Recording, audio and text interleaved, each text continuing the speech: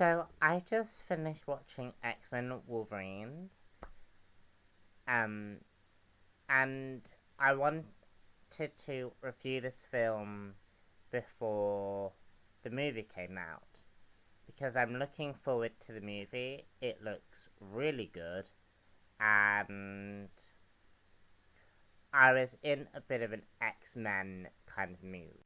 So here's my basic review in a nutshell.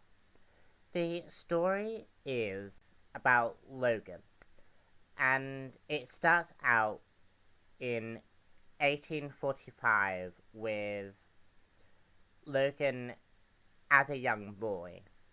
And this bit is based on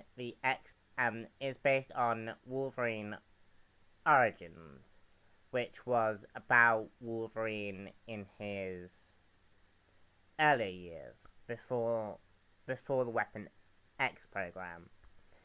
And I also liked how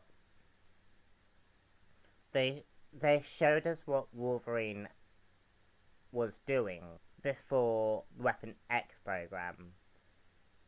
And because I thought that was just really, really interesting.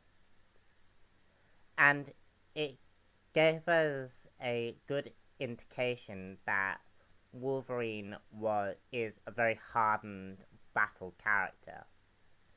Or battle hardened, rather. Logan is then confronted by William Stryker, played by Danny Houston. And Danny Houston plays a really, really good William Stryker. Personally, I would have liked the guy from X-Men 2, but I understand that a younger character was needed, because this is before X-Men 2, and a younger character would have made sense. Wolverine has a brief tenure with other mutants as part of a Weapon X strike team, working with Stryker for a unknown cause. Wolverine eventually leaves, and the movie begins really with Wolverine in Canada, and William Stryker returns after 6 years to try and bring Wolverine back to the cause and back to Weapon X, because Sabretooth has apparently gone rogue and has been killing their old teammates. Wolverine is given his adamantium claws and basically begins to hunt down both Sabretooth and William Stryker.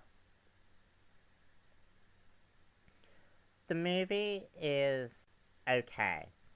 I feel like the reason why so many people bash this film is because the film didn't have a clear indication about what it wanted to do with its characters.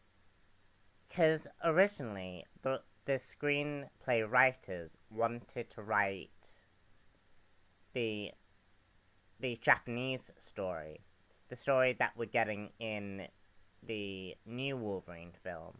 Basically, the studio said this film had to be based on the Weapon X program. And unfortunately, I think this was a mistake, and it is an example of a film that when the studio controls the film, it causes a problem. And also, the the movie has so many undeveloped characters. Sort of, we have Cyclops in there. Why do we need Cyclops in there? Why do we need Emma Frost in there? There are just so many undeveloped characters in this story, and I think that's because the studios didn't know what they wanted to do with the X-Men franchise prior to X-Men First Class and onwards. And the studios didn't know what they wanted to do after X-Men 3.